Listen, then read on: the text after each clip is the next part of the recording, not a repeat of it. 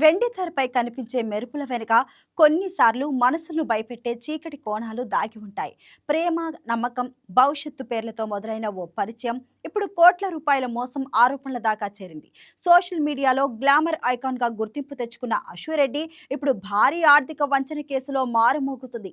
ప్రేమ పేరుతో ఓ software engineer ను నమ్మించి ఏకంగా 10 కోట్లకు పైగా డబ్బు తీసుకున్నారన్న ఆరోపణలు సంచలనంగా మారాయి. ఈ కేసులో హైకోర్టు సైతం వెంటనే ఉపశమనం ఇవ్వడానికి నిరాకరించడం, దర్యాప్తు సంస్థలు చూపిస్తున్న ఆధారాలు ఇప్పుడు ఈ వ్యవహారాన్ని మరింత సీరియస్ గా మార్చేశాయి. అసలు ప్రేమ పేరుతో ఏం జరిగింది? డబ్బు ఎలా చేతులు మారింది? ఈ కేసులో కుటుంబ సభ్యుల పాత్ర ఏంటి అనేది ఇప్పుడు చూద్దాం.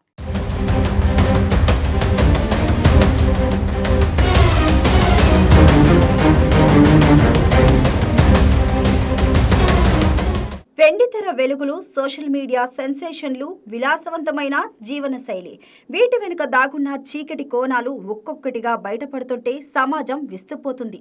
ప్రముఖ నటి ఆశురెడ్డి చుట్టూ ఇప్పుడు అల్లుకున్న వివాదం కేవలం ఒక సాధారణ ఆర్థిక నేరం కాదు. ఇది నమ్మక ద్రోహం, భావోద్వేగాల దోపిడీ, వ్యవస్థీకృత మోసానికి పరాకాష్ఠగా కనిపిస్తుంది. ఒక సాఫ్ట్వేర్ ఇంజనీర్ను ప్రేమ పేరుతో వంచించి ఏకంగా 10.5 కోట్ల రూపాయలను కొల్లగొట్టారన్న ఆరోపణలు సినీ ఇండస్ట్రీలో ప్రకంపనలు సృష్టిస్తున్నాయి.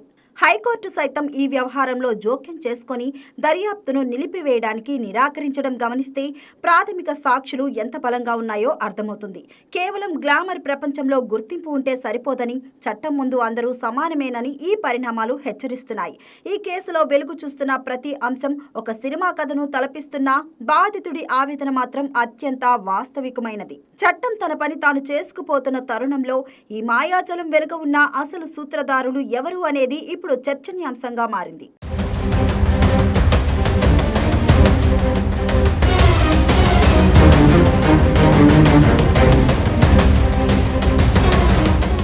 ఈ విస్తుపోయే మోసానికి బీజం 2018లో పడింది.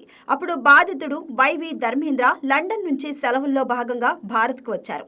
ఆ సమయంలోనే విశాఖపట్నానికి చెందిన వెంకట అశ్విని రెడ్డి అలియాసు ఆశురెడ్డితో ఆయనకు పరిచయం ఏర్పడింది. తొలుత స్నేహపూర్వకంగా మొదలైన ఈ బంధం అతి త్వరలోనే ప్రేమగా రూపాంతరం చెందేలా ఆశురెడ్డి పావులు కదిపారు. తాను ధర్మేందర్ను ప్రాణంగా ప్రేమిస్తున్నానని, జీవితాంతం కలిసి ఉంటానని నమ్మపలకడం ఈ మోసంలో మొదటి అంకం. ఒక ఉన్నత విద్యావంతుడు, విదేశాల్లో స్థిరపడిన వ్యక్తి కూడా ఈ గ్లామర్ వలలో చిక్కుకున్నారంటే ఆమె ఎంతటి చాకచక్యంతో వ్యవహరించిందో అర్థం చేసుకోవచ్చు. ప్రతి అడుగులోనూ నమ్మకాన్ని పెట్టుబడిగా పెట్టి భావోద్వేగాలను ఆయుధంగా మలుచుకొని ధర్మేంద్రను తన చెప్పు చేతల్లోకి తెచ్చుకున్నారని బాధితుడి తండ్రి ఫిర్యాదులో పేర్కొన్నారు. ఈ పరిచయం కేవలం యాదృచ్ఛికం కాదని, ఒక పక్కా ప్రణాళిక ప్రకారం జరిగిందని పోలీసులు సైతం అనుమానిస్తున్నారు. అప్పటి నుంచి నిరంతరం టచ్లో ఉంటూ ధర్మేంద్ర నుంచి ఆర్థిక లబ్ధి పొందడమే లక్ష్యంగా ఆమె వ్యూహాలు రచించారు.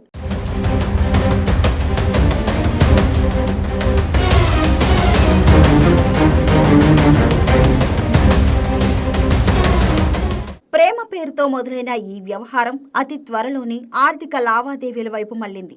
ఆశురెడ్డి తన అవసరాల పేరుతో ధర్మేంద్ర నుండి భారీ మొత్తంలో డబ్బులు డిమాండ్ చేయడం ప్రారంభించారు. గత కొన్నేళ్లుగా సాగిన ఈ దోపిడీలో ఏకంగా 10.5 కోట్ల రూపాయలు బాధితుడి ఖాతా నుంచి ఆమెకు బదిలీ అయ్యాయి. విచారణలో భాగంగా పోలీసులు ఈ లావాదేవీలన్నీ ఆన్లైన్ ద్వారానే జరిగాయని, దీనికి సంబంధించి పక్కా బ్యాంక్ స్టేట్మెంట్లు ఆధారాలుగా ఉన్నాయని హైకోర్టుకు వివరించారు. నగదు రూపంలోనే కాకుండా ఖరీదైన వస్తువులు, కారు, బంగారం కొనుగోలుకు కూడా ధర్మేంద్ర డబ్బునే వినియోగించారు. ఇక్కడ విచిత్రమైన విషయం ఏంటంటే ఆ డబ్బుతో కొన్న ప్రతి ఆస్తిని అశురెడ్డి తన పేరిట రిజిస్ట్రేషన్ చేయించుకున్నారు. తన అవసరాల కోసం బాధితుడి సంపాదనను యథేచ్ఛగా వాడుకుంటూ అతన్ని ఒక ఏటీఎం మిషన్ లాగా మార్చుకున్నారని ఆరోపణలు వస్తున్నాయి. ఇంత భారీ మొత్తంలో నగదు బదిలీలు జరగడం చూస్తుంటే ఇది ఒక వ్యక్తిగత ఆర్థిక సహాయం కాదని, క్రమబద్ధమైన దోపిడీ అని స్పష్టమవుతుంది.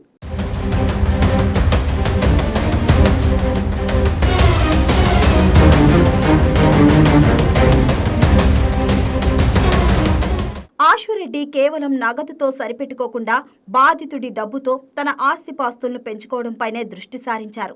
ధర్మేంద్ర కష్టపడి సంపాదించిన విదేశీ కరెన్సీని ఇక్కడ స్థిరాస్తులుగా మార్చడంలో ఆమె సఫలమయ్యారు. ఖరీదైన కార్లు, విలాసవంతమైన నివాసాలు, బంగారు ఆభరణాలను కొనుగోలు చేయించి వాటిపై పూర్తి అధికారం తనకే ఉండేలా జాగ్రత్త పడ్డారు. పెళ్లి చేసుకుంటానన్న హామీతో ధర్మేంద్రను మభ్యపెట్టి భవిష్యత్తులో ఇవన్నీ మనవే కదా అనే భ్రమలో అతన్ని ముంచెత్తారు.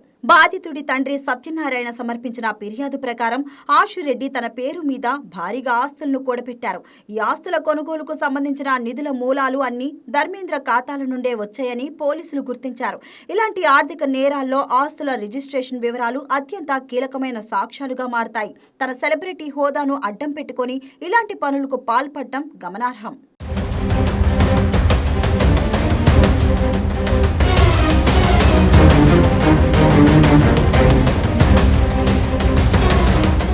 ఈ కేసులో ఆశురెడ్డి ఒక్కరే కాకుండా ఆమె కుటుంబ సభ్యుల పాత్ర కూడా కీలకంగా కనిపిస్తుంది. ధర్మేంద్రను, ఆయన కుటుంబాన్ని నమ్మించడానికి ఆశురెడ్డి తల్లిదండ్రులు, సోదరి కూడా చురుగ్గా వ్యవహరించారు. పెళ్లి సంబంధం దాదాపు ఖాయమైందని పండితులను పిలిపించి ముహూర్తాల పేరుతో హడావిడి చేసే నమ్మకం కలిగించారు. ఈ క్రమంలోనే ఆశురెడ్డి సోదరి కూడా బాధితుడి నుండి దాదాపు 50 లక్షల రూపాయలు వసూలు చేసినట్లు ఆధారాలు దొరికాయి. ఒక పథకం ప్రకారం కుటుంబం అంతా కలిసి ధర్మేంద్రను ఆర్థికంగా దెబ్బకొట్టారని బాధితుడి తండ్రి ఆరోపిస్తున్నారు. అందుకే పోలీసులు ఆశురెడ్డితో పాటు ఆమె తల్లిపై కూడా కేసు నమోదు చేసి దర్యాప్తును వేగవంతం చేశారు. ఒక వ్యక్తిని మోసం చేయడంలో కుటుంబం మొత్తం భాగస్వాములు కావడం ఈ కేసులో అత్యంత విచారకరమైన విషయం. పెళ్లి అనే పవిత్ర బంధాన్ని అడ్డు పెట్టుకుని ఓ కుటుంబాన్ని నిలువునా ముంచేయడం వెనుక వారి ఉమ్మడి వ్యూహం స్పష్టంగా కనిపిస్తుంది.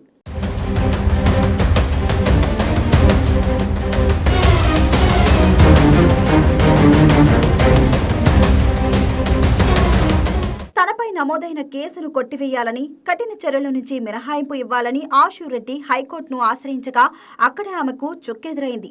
Justice J. శ్రీనివాసరావు ఈ పిటిషన్ను విచారించి తక్షణమే ఎటువంటి స్టే ఇవ్వడానికి నిరాకరించారు. పబ్లిక్ ప్రాసిక్యూటర్ సమర్పించిన 10.5 కోట్ల నగదు బదిలీల ఆధారాలు కోర్టును ఆలోచింపజేశాయి. ప్రాథమికంగా మోసం జరిగినట్లు సాక్ష్యాలు కనిపిస్తున్నప్పుడు దర్యాప్తును మధ్యలో ఆపలేమని న్యాయస్థానం స్పష్టం చేసింది. ఇప్పటికే పోలీసులు ఆమెకు 41A నోటీసులు జారీ చేశారని, చట్టపరమైన ప్రక్రియ కొనసాగాల్సిందేనని కోర్టు అభిప్రాయపడింది. నిందితుడు ఎంతటి వారైనా సరే ఆధారాలు బలంగా ఉన్నప్పుడు కోర్టులో నుండి ఉపశమనం లభించదని ఈ తీర్పు నిరూపించింది. ఆశురెడ్డి వేసిన పిటిషన్ తిరస్కరణకు గురవ్వడం ఆమెకు భారీ వ్యక్తిగత, వృత్తిపరమైన నష్టాన్ని కలిగించే అవకాశం ఉంది. జూన్ 9వ తేదీకి విచారణ వాయిదా పడటంతో అప్పటి వరకు ఆమె చట్టపరమైన కత్తిపై నడక సాగించాల్సిందే.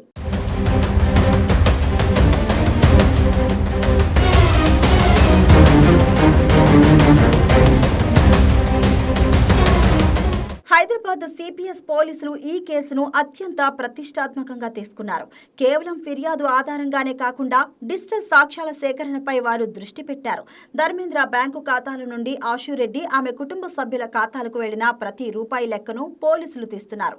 ఇప్పటి వరకు ఏ రూపంలో డబ్బులు తీసుకున్నారు, ఏ డబ్బుతో ఏ ఆస్తులు కొన్నారు, వస్తువుల రూపంలో ఏమైనా లబ్ధి పొందారా అనే కోణంలో లోతైన విచారణ సాగుతుంది. సాంకేతిక ఆధారాలు ఈ కేసులో ఆశురెడ్డిని ఇరుకన పెట్టేలా ఉన్నాయి. పోలీసులు సేకరించిన డాక్యుమెంట్లు మరియు ఆన్లైన్ ట్రాన్సాక్షన్ హిస్టరీ ఆశురెడ్డి వాదనలకు విరుద్ధంగా ఉన్నాయి. బాధితుడికి, నిందితురాలికి మధ్య జరిగిన సంభాషణలు, వాట్సాప్ చాట్లు కూడా సాక్ష్యాలుగా మారుతున్నాయి.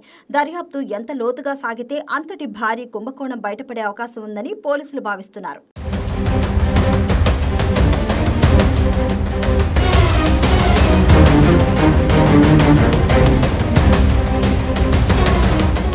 సోషల్ మీడియాలో మిలియన్ల కొద్దీ ఫాలోవర్లు ఉండి యువతకు ఆదర్శంగా ఉండాల్సిన సెలబ్రిటీలు ఇలాంటి నేరాల్లో ఇరుక్కోవడం సమాజంపై చెడు ప్రభావాన్ని చూపుతుంది. గ్లామర్ ఇండస్ట్రీలో ఉండటం వల్ల తమకు ఏమీ కాదని, చట్టం తమను తాకలేదని కొంతమంది భావిస్తూ ఉంటారు. ఆశురెడ్డిపై వచ్చిన ఈ ఆరోపణలు కేవలం ఆమె వ్యక్తిగత ప్రతిష్టనే కాకుండా మొత్తం ఇండస్ట్రీ గౌరవాన్ని కూడా ప్రభావితం చేస్తాయి. సమాజంలో గుర్తింపు ఉన్న వ్యక్తులు ఆర్థిక లావాదేవీల్లో మరియు వ్యక్తిగత సంబంధాల్లో మరింత బాధ్యతాయుతంగా వ్యవహరించాలి. ఇలాంటి కేసులు బయటకు వచ్చినప్పుడు సాధారణ ప్రజలు సెలబ్రిటీలను చూసే దృక్పథం మారుతుంది. ప్రేమ పేరుతో వంచన చేయడం అనేది అత్యంత హేయమైన చర్యగా పరిగణించబడుతుంది. ఈ కేసు ఫలితం ఎలా ఉన్నా యువతకు మాత్రం ఇది ఒక పెద్ద పాఠంలా మిగిలిపోతుంది. ఎవరిని నమ్మాలి, ఎవరితో సంబంధాలు పెట్టుకోవాలి అనే విషయంలో విఘ్నత ప్రదర్శించాల్సిన అవసరం ఎంతైనా ఉంది.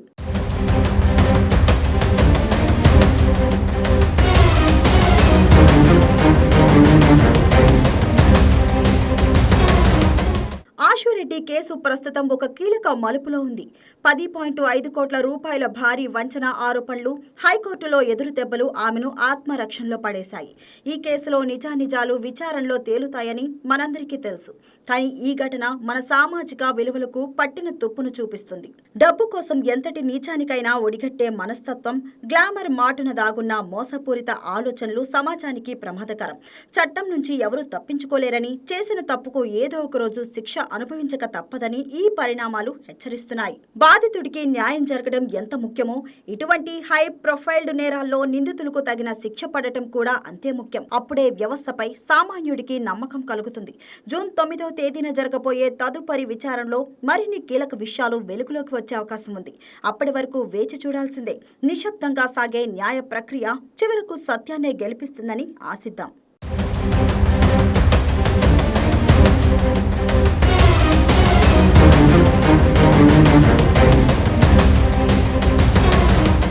మొత్తానికి ఈ కేసు కేవలం ఒక సెలబ్రిటీ వివాదం మాత్రమే కాదు, నమ్మకాన్ని ఆయుధంగా మార్చుకొని జరిగే మోసాలు ఎంత ప్రమాదకరమో చూపిస్తున్న ఉదాహరణగా మారింది. ప్రేమ పేరుతో భావోద్వేగాలను వాడుకొని కోట్ల రూపాయలు దోచుకున్నారన్న ఆరోపణలు ఇప్పుడు సోషల్ మీడియా గ్లామర్ ప్రపంచంపైనే ప్రశ్నలు లేవనెత్తుతున్నాయి. అయితే ఈ కేసులో నిజమేంటి, ఎవరి వాదన సరైంది అన్నది కోర్టు విచారణలో తేలాల్సి ఉంది. కానీ ఒక విషయం మాత్రం స్పష్టం, ఎంత పెద్ద సెలబ్రిటీ అయినా చట్టం ముందు అందరూ సమానమే. ఇప్పుడు అందరి దృష్టి జూన్ 9న జరగబోయే తదుపరి విచారణపైనే ఉంది. ఆ రోజున ఈ కేసులో మరిన్ని సంచలన విషయాలు బయటపడతాయా, లేక కథ మరో మలుపు తిరుగుతుందా అన్నది వేచి చూడాల్సిందే.